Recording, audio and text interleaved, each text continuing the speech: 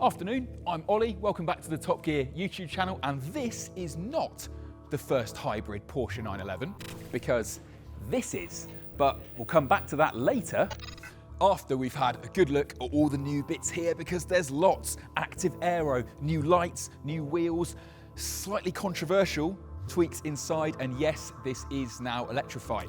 It is the new 992, let's get into it.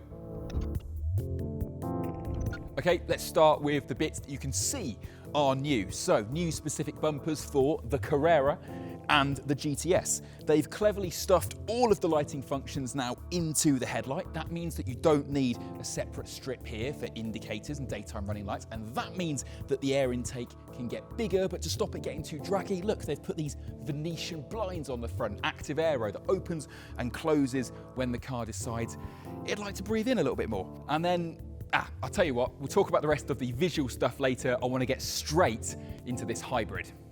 Porsche is branding it a T hybrid, not an E hybrid, because you can't plug the electrified 911 into a socket. The battery is a tiny 1.9 kilowatt hour shoebox that's about the same size as a regular 12 volt starter motor battery, and it weighs 27 kilos. Add up the motors and the cabling, and the T hybrid system altogether adds 50 kilograms to the GTS. It's recharged quickly under braking and by harvesting exhaust gas pressure, and powers two e-motors. One lives in the 8-speed PDK gearbox and delivers a 55 horsepower, 110 foot-pound boost. And yes, I'm afraid this means you can no longer buy a GTS with a manual box. The other is the really interesting motor, because motor number 2 winds up the turbocharger without having to wait for exhaust pressure to build. So, Porsche boldly claims it has eradicated turbo lag once and for all. Still with me? Okay, yes, I did say turbo singular, because this T hybrid's electric turbocharger spools up so fast, Porsche said, well, we've eradicated turbo lag. We don't need a second turbocharger, so they threw it away. And the result is a power curve that looks like a table. On its own, the 3.6 litre flat 6 makes 478 brake horsepower and 426 foot-pounds of torque, but when you add in the electrons, the 911 GTS churns out 534 bhp and 450 foot-pounds.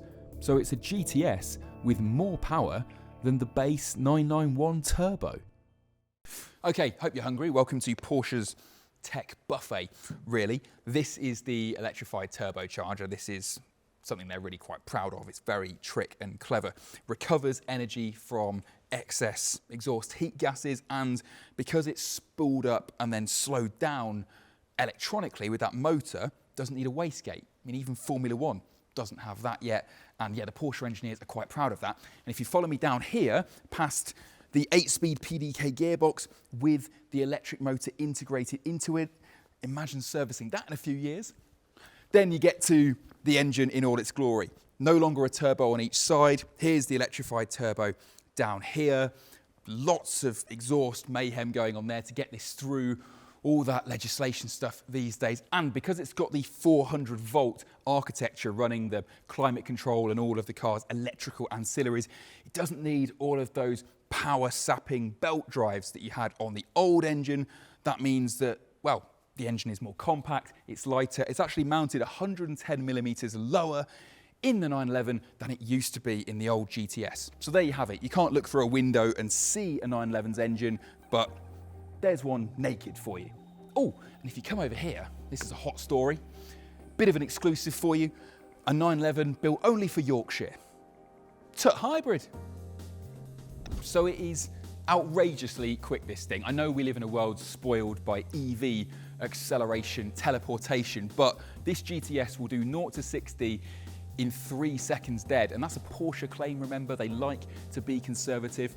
I had a passenger ride in this car earlier out on the road. We weren't allowed to film it, but the engineer confidently told me that you'll easily go sub 3 seconds to 62. It's bonkers. Top speed is 193 miles an hour. Now, it's for now only the GTS here that's a hybrid. The standard Carrera, just here, that stays 3 litre twin turbo with no hybrid. But even that, it's so fast now, and then the middle of the range sweet spot is supercar fast. You have to ask yourself, what are they going to do with the capital T big turbo? It's going to be a rocket ship.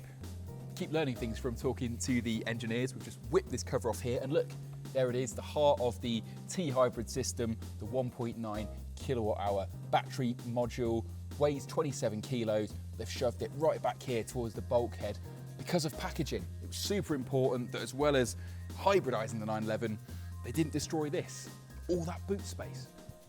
It's also pretty interesting that Porsche isn't making any big claims about the hybrid system reducing emissions or upping fuel economy.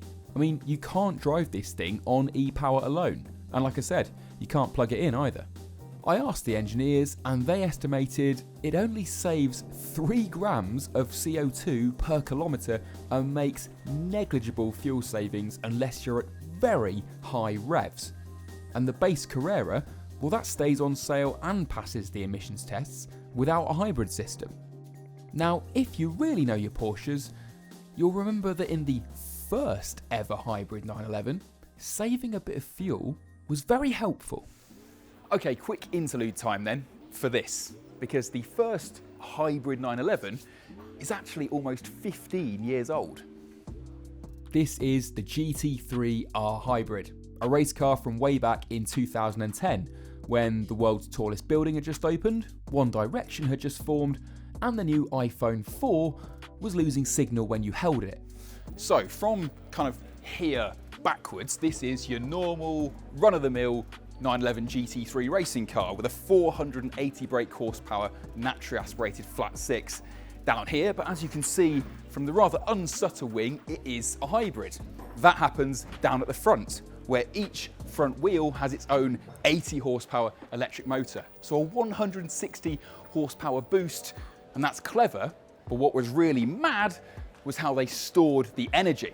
No, you see, a much more exciting way of storing electricity is to fill the space where a passenger seat would go in a normal car with an armoured carbon fibre case. And that needs to be armoured because under there was a 14 kilogram flywheel. And when the driver braked, it would be spun up to 40,000 RPM. Apparently, according to the guys who used to race this thing back in the day, it sounded like there was a jet engine in the car alongside you. And then, automatically, when you planted the throttle coming out of corner, out of the pits, or if you pulled this little boost paddle on the steering wheel, you got that 160 extra horsepower for up to 8 seconds. The theory was it would make the car accelerate faster, wear its brakes less because of the regen, and use less fuel, despite adding 150 kilograms to the weight. And it did work. This car came within 2 hours of winning the 2010 Nürburgring 24 hours before it lost power and retired. Now, the new hybrid 911 doesn't use a flywheel where the passenger's feet should be, but this one-off racing car does prove Porsche has been working on the thorny issue of a fast discharge, electrified 911 for longer than you might have thought. Okay, that's the end of hybrid school. We'll have a look at what else is now fresh on the back of this new 911. New treatment for the badge, slightly different light bar with little finny things on the end. They've cleaned up what I like to call the toast rack on the back of the 992, and down there is the lithium-ion battery for the car's ancillary systems. So that's been tidied up. I do think it looks a little bit slicker, a little bit less of a, I don't know, fat backside, which the 992 did suffer with. And also, if the buyer of the 911 that you're following has deleted the badge on the configurator, you'll still be able to tell which one you're following, because depending on whether it's a Carrera or a GTS, you get different bumper treatment. And the GTS, I have to say, with the sports exhaust, with this jutting out diffuser, it's got a lot more GT3 touring attitude to it, which I like. Ultimately though, it is a 911. You weren't expecting a big design revolution, and you haven't got one. But there are plenty of changes in here, even though it doesn't look like it at first, and I think these are going to upset the purists. You ready? For a start, the 911 is now a 2-seater. You can still have the +2 seats in the back, but it's now homologated as a 2-seater as standard, and the back seats are a no-cost option. You get 2 seats by default, and you have to ask Porsche for the kiddie seats. And that to me feels like, okay, yeah, they wanted to save a bit of weight so they can homologate it as 10 kilos lighter without those seats, but they're such a piece of the 911's character, its practicality, its USP. And so was the nice rotary starter switch that you had down here, which has been replaced by a boring button. And if you don't like that, then you probably won't like the view here either, because it's gone to a fully digital instrument cluster. Now you can, as you can see here, still have a classic 911 5-dial look, and it's actually easier to see than it used to be. But I don't know, in the old 911 you have the screens either side and the physical rev counter like a big expensive watch right in your eye line. Just felt like a really nice nod to the past, and that's gone and been replaced with the same screen that you get in a Macan or a Panamera or a Taycan. Just feels like a little bit of traditional DNA has been eroded there. Now, I know that was all a bit of a moan, so here are a couple of good points.